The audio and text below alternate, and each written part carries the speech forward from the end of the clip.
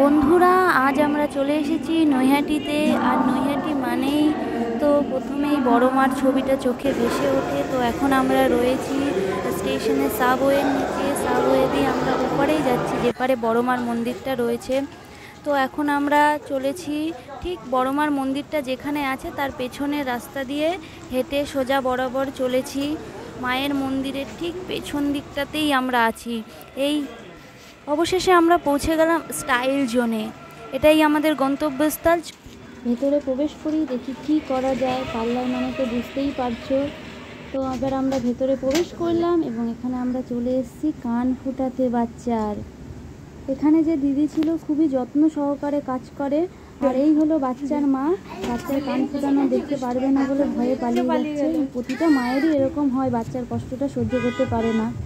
বাচ্চা তো খুব হাসি হাসি মুখে কান ফুটাচ্ছে, বুঝতে পারছে না কি হচ্ছে। আমাকেও অনেক ভয় লাগছিল, কিন্তু বাচ্চাকে রেখে আমি কি করে যাব, যেহেতু ওর মা চলে গেছে। এবার একটা কান যখন ফোটানো হয়ে গেল তখন ও বুঝেছে যে কীরকম ব্যথা হয়। এবার দিদি পরের কানটা ফোটানোর জন্য রেডি হচ্ছে। তো বন্ধুরা, দিদি তো পরের কানটা ফুটিয়ে দেবে। আর তোমাদেরকে বলি, এখানে যেও খুব ভালো পার্লার, আর দিদি খুবই যত্ন সহকারে কাজ করায়, আর দিদির ব্যবহার খুবই ভালো। এদিকে কান ফুটানোর কাজ চলছে, আর দিদি এতটাই যত্ন সহকারে কাজ করায় দেখে আমাকেও মনে হলো আমি একটা কিছু করাই। তো আমার তো কান ফুটানোই আছে, তো কান আর ফোটাবো না। তো মাকে বললাম, মা একটু ফেসিয়াল করে নিই। মা বলছে, না, এত টাকা পয়সা খরচা করে কি হবে, একটু টাকা পয়সা জমাতে শেখ। মা তো আগেকার দিনের লোক, হ্যাঁ বুঝতেই পারছেন।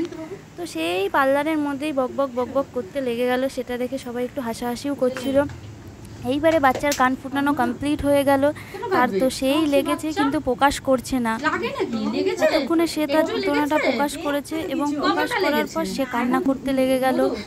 কিন্তু সে দেখলো তার পিসি ভিডিও করছে বলে সে তাড়াতাড়ি করে চোখটা মুছে নিল। মানে স্ট্রং বাচ্চা আছে, অত কান্না করে না। কিন্তু বুঝতেই পারছেন গাইস, কান ফুটালে তো একটু লাগে, আর মেয়ে মানুষ হয়। ফুটিয়ে একটু আনন্দও পাচ্ছিল। এবার আয়নায় সে নিজেকে দেখে নিল কেমন লাগছে।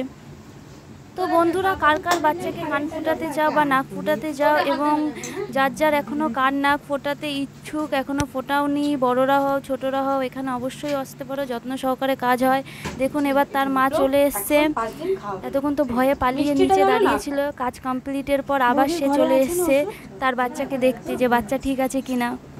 আমাদের কাজ তো কমপ্লিট। তো আমরা এবার বেরিয়ে পড়লাম স্টাইল জোন থেকে, আর চলে এলাম একটি খাবারের দোকানে।